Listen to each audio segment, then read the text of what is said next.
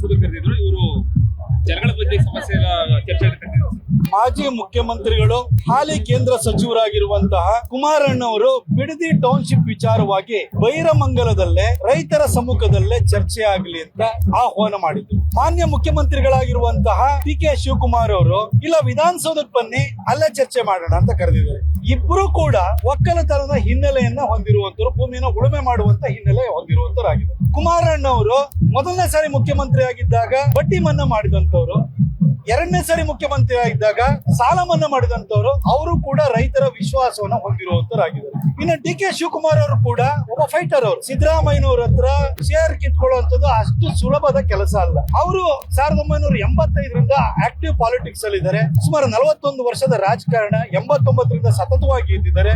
ಇವತ್ತು ರಾಜ್ಯದ ಮುಖ್ಯಮಂತ್ರಿಗಳಾಗಿದ್ದಾರೆ. ನೀವಿಬ್ರು ಕೂಡ ಹಾಗೂ ಯಾವುದೇ ಜನಪ್ರತಿನಿಧಿಗಳು ಇರ್ಬೋದು, ಚುನಾವಣೆ ಬಂದಾಗ ಬೀದಿಗೆ ಹೋಗ್ತೀವಿ, ಕೇರಿ ಕಾಲೋನಿಗೆ ಹೋಗ್ತೀವಿ, ಮೊಹಲ್ಲಾಕ್ ಹೋಗ್ತೀವಿ, ಅವ್ವ ಅಕ್ಕ ಅಣ್ಣ ಓಟ್ ಹಾಕಿ ಅಂತೀವಿ. ಯಾರಲ್ಲಿ ಪಟ್ಪಟೆ ಚಡ್ಡಿ ಹಾಕೊಂಡಿರೋರು ಕೂತಿದ್ರು ಪರವಾಗಿಲ್ಲ, ಯಾವ್ದಾದ್ರು ಪಂಚ ಉಟ್ಕೊಂಡಿರೋರು ಸಿಕ್ಕಿರೋ ಪರವಾಗಿಲ್ಲ, ಲುಂಗಿ ಸಿಕ್ಕಿರೋ ಪರವಾಗಿಲ್ಲ, ಯಜಮಾನ್ರೆ ಓಟ್ ಹಾಕಿ ನಮ್ಗೆ ಗೆಲ್ಸಿ ಅಂತೀವಿ. ನಮಗ್ ಓಟ್ ಹಾಕ್ಬೇಕಾದ್ರೆ, ನಮ್ಮನ್ನು ಅಧಿಕಾರಕ್ಕೆ ತರಬೇಕಾದ್ರೆ ಅವರು ನಮ್ಗೆ ಅವ್ವ ಅಕ್ಕ ಅಣ್ಣ ಯಜಮಾನ್ರಾಗಿರ್ತಾರೆ. ನಮ್ಗೆ ಗೆದ್ದಾದ ಕೂಡಲೇ ನಾವು ಸಾಹೇಬ್ರಾಗ್ಬಿಡ್ತೀವ.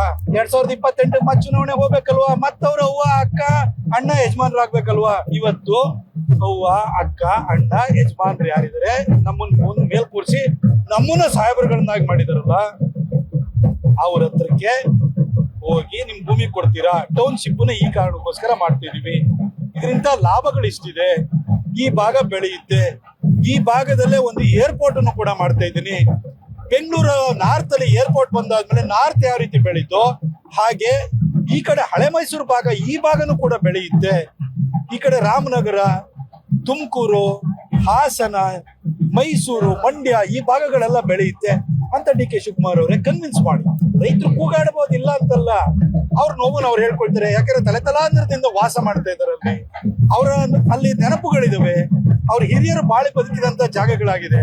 ಹಾಗಾಗಿ ಒಂದು ಅವರಿಗೆ ಭಾವನಾತ್ಮಕವಾದಂತ ಅಟ್ಯಾಚ್ಮೆಂಟ್ ಇರುತ್ತೆ. ಈ ಭಾವನೆಗಳಿಗಿಂತಲೂ ದೊಡ್ಡದು ಮುಂದಿನ ಭವಿಷ್ಯ ಅನ್ನೋದನ್ನ ನೀವು ಕನ್ವಿನ್ಸ್ ಮಾಡಿ. ಆರ್ಥಿಕವಾಗಿ ಇಷ್ಟು ಬೆನಿಫಿಟ್ ಕೊಡ್ತೀನಿ ಅಂತ ಹೇಳಿ ಇದು ಬರೋದ್ರಿಂದ ಮುಂದೆ ನಿಮ್ಮ ಮಕ್ಕಳಿಗೆ ಏನ್ ಒಳ್ಳೇದಾಗುತ್ತೆ ಅಂತ ನೀವು ಅವರಿಗೆ ಕನ್ವಿನ್ಸ್ ಮಾಡಿ. ರೈತರು ಎಷ್ಟೋ ಇಂಡಸ್ಟ್ರಿಯಲ್ ಏರಿಯಾಗಳಿಗೆ ಲ್ಯಾಂಡ್ ಅನ್ನ ಕೊಟ್ಟಿದ್ದಾರೆ, ಇದು ಕೊಡಲ್ಲ ಅಂತೇನು ಹೇಳಲ್ಲ. ಆದ್ರೆ ನಾವು ಅವ್ರ ಹತ್ರ ಹೋಗಿ ಅವ್ರನ್ನ ಚುನಾವಣೆ ಸಂದರ್ಭದಲ್ಲಿ ಅವ್ವ ಅಕ್ಕ ಅಣ್ಣ ಯಜಮಾನ್ರು ಅಂತ ಟ್ರೀಟ್ ಮಾಡ್ತೀವಲ್ಲ, ಅದೇ ತರ ಹೋಗಿ ವಿನಮ್ರವಾಗಿ ಕೂತ್ಕೊಂಡು ನಮ್ಮ ಮುಂದಿನ ಯೋಚನೆಗಳನ್ನ, ಆಲೋಚನೆಗಳನ್ನ, ರೂಪುರೇಷೆಗಳನ್ನ, ದೂರದೃಷ್ಟಿಯನ್ನ ತೆರೆದಿಟ್ರೆ ಖಂಡಿತ ಕೊಡ್ತಾರೆ. ನೀವು ಬೆಂಗಳೂರಿಗೆ ಒಂದು ದೇವರಾಜ ಅರಸು ಅವರ ಕಾಲದಲ್ಲಿ, ರಾಮಕೃಷ್ಣ ಹೆಗಡೆ ಅವರ ಕಾಲದಲ್ಲಿ ಒಂದು ಎಲೆಕ್ಟ್ರಾನಿಕ್ ಸಿಟಿ ಬಂದಾದ ನಂತರ ಯಾವ ರೀತಿ ಅನುಕೂಲ ಆಯ್ತೋ ಅದೇ ತರ ಈ ಭಾಗಕ್ಕೂ ಮಾಡ್ತೀನಿ ಅಂದ್ರೆ ಯಾಕೆ ಸರ್ ಭೂಮಿ ಕೊಡಲ್ಲ? ಆದ್ರೆ ನಾನು ಮಾಡೇ ತಿರ್ತೀನಿ, ನಾನು ಯಾರನ್ನೂ ಕೇಳಲ್ಲ, ನನ್ನ ಹತ್ರ ಅಧಿಕಾರ ಇದೆ ಅಂತಂದ್ರೆ 2028ಕ್ಕೆ ತಲೆಬಾಗುವ ರೀತಿಯಲ್ಲಿ ಮಾಡ್ತಾರೆ. ಬೇಡ, ಈ ಸಂಘರ್ಷ ಬೇಡ. ಇಬ್ರು ಹೋಗಿ ಜನರ ಹತ್ರ ಕೂತ್ಕೊಳ್ಳಿ, ಜನರ ಎದುರುಗಡೆ ನಿಮ್ಮನ್ನು ಅಭಿಪ್ರಾಯ ಹೇಳಿ, ಕುಮಾರಣ್ಣ ಯಾಕೆ ವಿರೋಧಿಸ್ತಾ ಇದಾರೆ ಅಂತ ಹೇಳ್ತಾರೆ, ನೀವು ಯಾಕೆ ಬೇಕು ಅನ್ನೋದನ್ನ ನೀವು ಕನ್ವಿನ್ಸ್ ಮಾಡಿ. ಜನ ಕನ್ವಿನ್ಸ್ ಆದ್ರೆ ಟೌನ್ಶಿಪ್ ಮಾಡಿ, ಈ ಅದ್ಭುತವಾದಂತ ಏರ್ಪೋರ್ಟ್ ಮಾಡಿ, ಈ ಭಾಗ ಬೆಳೆಯುತ್ತೆ. ಆಮೇಲೆ ರಿಯಲ್ ಎಸ್ಟೇಟ್ ಅವರದ್ದು ಹಾವಳಿ ಜಾಸ್ತಿ ಆಗೋಗಿದೆ. ಬೆಂಗಳೂರು ನಾರ್ತ್ ಅಲ್ಲೂ ಅಷ್ಟೇ, ಏರ್ಪೋರ್ಟ್ ಆದ್ಮೇಲೆ ಅಲ್ಲಿ ಯಾರ್ಯಾರು ಒಕ್ಕಲುತನ ಮಾಡ್ತಾ ಇದ್ರು ಅವ್ರ ಭೂಮಿನೆಲ್ಲ ಬಂದ್ರು ಆಂಧ್ರದವರೇ ಕಬ್ಜಾ ಮಾಡಕ್ ಹೋಗ್ಬಿಟ್ಟಿದ್ದಾರೆ. ಎಲ್ಲ ರಾಜಕಾರಣಿಗಳು 100-200 ಎಕರೆ ಮಾಡ್ಕೊಂಡಿದ್ದಾರೆ. ಈ ಭಾಗದಲ್ಲೂ ಕೂಡ ಆತರ ಆಗಬಾರದು, ಒಂದಷ್ಟು ಕೃಷಿ ಭೂಮಿನೂ ಉಳಿಬೇಕು ಅನ್ನೋದು ಆಶಯವಾಗಿದೆ.